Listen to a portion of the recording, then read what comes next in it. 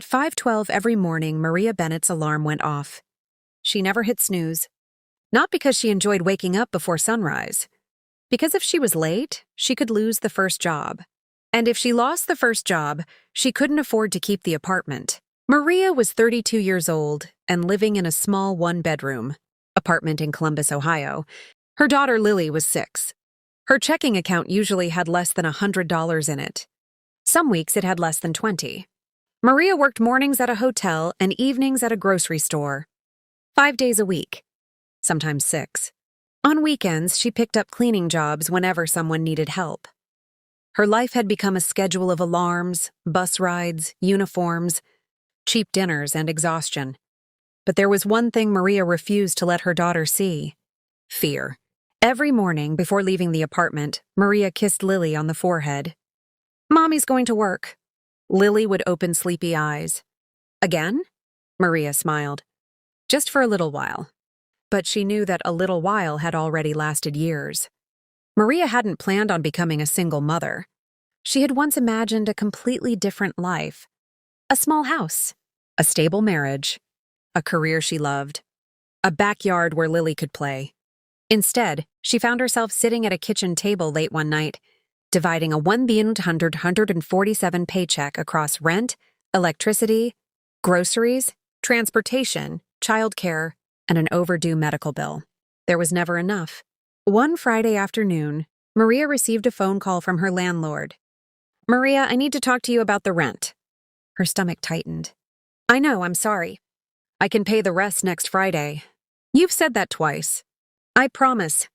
There was silence. Then the landlord sighed. "I'll give you until Friday." Maria thanked him. After hanging up, she sat in her car and cried for exactly 3 minutes. Then she wiped her face. She had a shift starting in 20 minutes. She couldn't afford to fall apart. At the grocery store that evening, Maria worked the checkout line. An elderly customer placed several bags of groceries on the counter. Maria scanned them. The woman noticed her tired expression. "Long day?" Maria smiled. "Something like that." The woman looked at her. "You're doing better than you think." Maria laughed softly. "I hope you're right." She didn't know it yet, but those words would stay with her, because the next morning, something happened that would change the direction of her life: the broken coffee machine. Maria's first job was at a small hotel near downtown. She worked housekeeping. Her job was physically exhausting. She cleaned 12 to 16 rooms a day. One Saturday morning, the hotel manager discovered that the coffee machine in the lobby had stopped working. The maintenance company couldn't come until Monday. The manager complained about it all morning. Maria watched him struggle with it. "Can I take a look?" He laughed. "You know how to fix coffee machines?"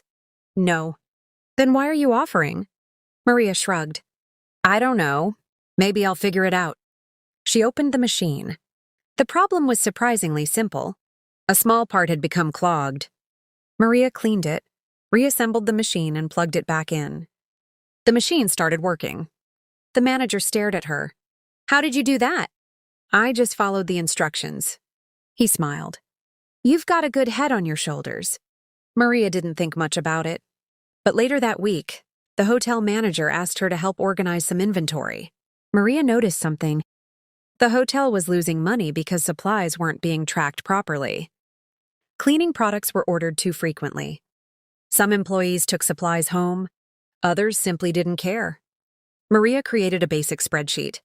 She tracked everything. Within 2 months, the hotel reduced its supply costs. The manager was impressed. "You should work in management." Maria laughed. "Management doesn't pay my bills. Actually, it pays more than housekeeping." She thought about that. Maybe he was right. But Maria didn't have a college degree. She had bills. She had a child. And she couldn't quit her second job. So she did what she had always done. She kept going.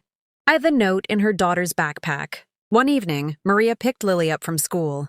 Lily climbed into the car holding a piece of paper. "Mommy, look." It was a drawing. Maria looked at it. It showed a woman standing beside a little girl. Above them were the words, "My mom is the hardest worker ever." Maria smiled. "Did you draw this?" Lily nodded. "Because you work all the time." Maria's smile disappeared for a moment. She didn't want her daughter to think that working constantly was the only way to survive. That night, after Lily went to sleep, Maria sat at the kitchen table. She opened her laptop. She searched. How do I start a business with no money? She read articles for almost 2 hours. Most of them sounded impossible. Investors, business plans, loans, marketing, accounting, licenses. Maria almost closed the laptop. Then she remembered something. At the hotel, she had discovered she was good at organizing. At the grocery store, she had learned customer service. Through cleaning jobs, she had learned exactly what people wanted from someone they trusted. Maybe she didn't need to start something huge. Maybe she could start small. She opened a blank document. At the top, she typed, Maria's Home Services. Then she stared at the screen. She didn't know if it would work. She didn't know how she would find customers. She didn't even know if she was capable of running a company. But for the first time in years, Maria wasn't thinking about surviving the next week. She was thinking about building the next 10 years. And that changed everything. Maria started with almost nothing. She printed simple flyers at the library. They said, reliable home cleaning, affordable rates, references available. She placed them on community bulletin boards. She posted in local neighborhood groups. She told coworkers. Then she waited. For 3 days, nobody called. On the 4th day, her phone rang. Hi, I saw your flyer. Maria sat up straight. Yes, I need someone to clean my house twice a month. Maria wrote down the address. The customer asked, how much do you charge? Maria hesitated. She had researched prices, but she was afraid of asking for too much. $75? There was a pause. Okay. Maria nearly dropped the phone. Her first customer. That Saturday, she cleaned the house for nearly 4 hours. The customer inspected everything. Then she smiled. You did a wonderful job. She handed Maria $100. Maria looked confused. You said 75. You earned the extra. Maria drove home holding that $100 bill. It wasn't the amount. It was what it represented. Someone had paid her directly for something she had built herself. That night, Maria put the money in an envelope. On it, she wrote, business money. She didn't spend a single dollar. 2 weeks later, she had 3 customers. Then 5. Then 8. But there was a problem. She was already working 2 jobs. Her schedule became brutal. Hotel from 6:30 a.m. to 2:30 p.m. Grocery store from 4 p.m. to 10 p.m. Cleaning customers on Saturday and Sunday. She was exhausted. One evening, Lily asked, Mommy, when do you sleep? Maria laughed. Sometimes in the car. Lily didn't laugh. She hugged her. You don't have to work so much. Maria closed her eyes. I know, baby. But Maria also knew something else. She was finally moving forward. The decision. 3 months later, Maria had 12 regular customers. Her little side business was bringing in almost $500 a month. That was more than she expected. But it wasn't enough to replace her jobs. Then the hotel manager called her into his office. I have a position available. Maria sat down. What kind? Assistant operations manager. Maria stared at him. It comes with benefits and a salary increase. For the first time, Maria had a choice. She could take the promotion, or she could continue building her business. She spent the weekend thinking about it. On Sunday evening, she sat with Lily at the kitchen table. What would you do if you could do anything? Lily looked confused. Anything? Anything. Lily thought for a moment. I'd have a house with a big kitchen. Maria laughed. Why? Because you like cooking. Maria smiled. Then Lily asked, What would you do? Maria looked at the little business card she had printed. Maria Bennett, owner. She finally understood. She didn't want to spend her entire life working for someone else's dream. She wanted to build her own. But she wasn't reckless. She accepted the promotion. For the next 8 months, she worked her management job during the week and continued growing her cleaning business on weekends. She saved every extra dollar. She stopped buying things she didn't need. She learned bookkeeping. She watched business tutorials. She learned how to write invoices. She learned about taxes. She learned how to advertise. She made mistakes. A lot of them. One customer refused to pay. Another canceled without notice. One employee she hired stole supplies. Maria wanted to quit several times. But every problem taught her something. The first employee. Eventually, Maria couldn't handle all the customers herself. She hired a woman named Jasmine. Jasmine was a single mother who had recently lost her job. Maria understood her situation immediately. "I'll train you," Maria said. Jasmine asked, "Are you sure?" Maria smiled. "Someone once gave me a chance." That became Maria's philosophy. She wasn't simply building a cleaning company. She was building opportunities. By the end of the year, she had 5 employees. Her business had more customers than she could personally serve. And then came the hardest decision of her life. She quit her hotel job. Her manager was disappointed. "You're really leaving?" Maria nodded. "I'm scared." He smiled. "Good." She looked confused. "Why good?" "Because people who aren't scared usually don't understand what they're risking." Maria walked out of the hotel carrying a cardboard box. For the first time in years, she wasn't going to another job. She was going home. To work on her own company. Success didn't arrive the way Maria imagined. She thought owning a business would mean freedom. Instead, it meant responsibility. Every employee depended on her. Every customer depended on her. Every mistake cost her money. Then the economy slowed. Customers started canceling. Some businesses cut cleaning services. Residential clients reduced their appointments. Maria's revenue dropped almost 40% in a matter of months. She had payroll to cover. Insurance, supplies, transportation, rent, and a daughter who depended on her. One Friday night, Maria opened her business account. The balance was $2,046. Her payroll was $3,700. She stared at the screen. For the first time since starting the business, she wondered if she had made a terrible mistake. She could close the company, sell what equipment she had, return to a regular job. At least she would have a predictable paycheck. That night, she barely slept. The next morning, she called her employees together. "I don't know what the next few months will look like," Maria told them. Jasmine looked worried. "Are we losing our jobs?" Maria shook her head. "Not if I can help it." She had no idea how she was going to fix the problem. But she knew she wasn't going to abandon the people who had trusted her. The idea. That weekend, Maria sat in her daughter's school parking lot waiting for pickup. She noticed several parents getting out of cars. A woman walked past carrying groceries and a toddler. Maria suddenly had an idea. She had been thinking like a cleaner. She needed to start thinking like a business owner. People didn't just need cleaning. They needed convenience. They needed reliable home services. So Maria changed the company. Instead of offering only cleaning, she introduced packages. Cleaning, laundry, organization, move-in and move-out services, small office maintenance. She created monthly memberships. Customers could schedule everything through one system. Maria spent nights learning basic digital marketing. She created a website. She started posting videos showing cleaning tips. One video unexpectedly received thousands of views. Then something happened. People began calling from outside her city. Maria couldn't serve them, but she could train other people. So she created a training program. Within a year, her company had expanded into 3 nearby cities. The business that had almost collapsed became stronger than before. The call from her old boss. One afternoon, Maria's phone rang. It was her former hotel manager. "Maria? Hi.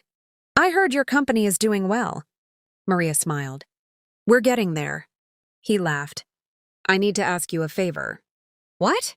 "Our hotel needs a new cleaning contractor." Maria was silent. Her old workplace wanted to hire her company. She remembered walking through those same halls years earlier with a cleaning cart. She remembered counting every dollar. She remembered crying in her car. Now the hotel wanted to sign a contract with the company she had built. Maria accepted. The contract became one of the largest opportunities in her company's history. But she didn't celebrate immediately. She drove home. She sat at the kitchen table, and she looked at the old drawing Lily had made years earlier. "My mom is the hardest worker ever," Maria smiled. She had spent years believing that working harder was the answer. Now she understood. Working hard mattered, but working towards something mattered more. 7 years after Maria printed her first flyer at the library, she stood inside the headquarters of her company. There were more than 40 employees. The company served homes, offices, and several commercial properties across the region. Maria no longer cleaned houses herself. She trained managers.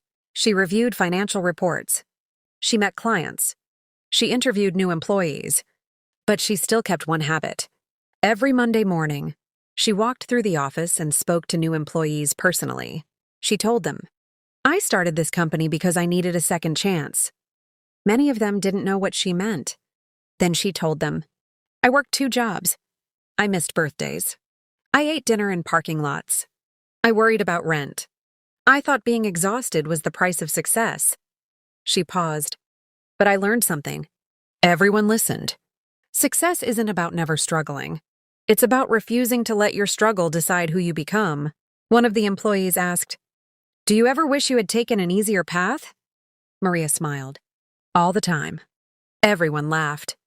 Then she became serious. "But I don't wish I had given up." The house. A few months later, Maria bought her first home. It wasn't enormous. It wasn't a mansion, but it had exactly what Lily had once dreamed about. A big kitchen, a backyard, a small garden, and a quiet room where Maria could finally sit without worrying about the next month's rent. On the day they moved in, Lily walked through the house. She was 16 now. She looked at her mother. "Mom?" "Yeah? You actually did it." Maria smiled. "We did." Lily hugged her. Then she said something Maria would never forget. "I remember when you used to tell me you were working just for a little while." Maria laughed through her tears. "I know. It wasn't a little while." "No, it was years." Maria nodded. It was. Lily looked around the house. "Was it worth it?" Maria looked at her daughter. Then she looked at everything they had built. "Yes." But Maria knew the house wasn't the real victory. The real victory was that her daughter had watched her struggle without watching her surrender. The scholarship. Years later, Maria created a small scholarship through her company. Every year, one employee could receive financial assistance for professional training or education. When someone asked why she did it, Maria always gave the same answer. "Because somebody once believed I was capable of more." She never forgot the hotel manager who encouraged her. The elderly grocery customer who told her she was doing better than she thought. The first customer who paid her $100. Jasmine, who became her first employee. And most importantly, Lily. Her daughter had been the reason Maria kept going when everything felt impossible. The last lesson. Maria's story wasn't about becoming rich. It wasn't about owning a company. It wasn't even about quitting 2 jobs. It was about learning that survival and success are not the same thing. For years, Maria had worked simply to survive. Then she started working to build. And eventually, she reached the place she had once thought was impossible. She became her own boss. But whenever someone congratulated her, Maria corrected them. "I didn't do it alone." Then she would tell them about the people who helped her along the way. Because success rarely happens in one dramatic moment. Sometimes it begins with a tired mother sitting at a kitchen table after midnight. Sometimes it begins with a question. What if my life could be different? And sometimes the first step is simply refusing to stop. Maria still had difficult days. She still made mistakes. She still worried about the future. But she no longer woke up every morning afraid of losing everything. She woke up knowing she had built something that couldn't be taken away so easily. Her courage, her skills, her experience, her belief in herself, and the example she had given her daughter. One evening, years after that first $75 cleaning job, Maria stood outside her company building. The sun was setting. She looked at the sign above the door. "Bennett Home and Business Services." She smiled. Then she remembered the woman she had been years earlier. 2 jobs, 1 child, almost no savings, and a dream she was too afraid to say out loud. Maria whispered, "You made it." Then she walked inside. Because the journey hadn't really ended. It had only become bigger. And somewhere inside that building were Dozens of people who had been given the same thing Maria once needed most: a chance. Final message.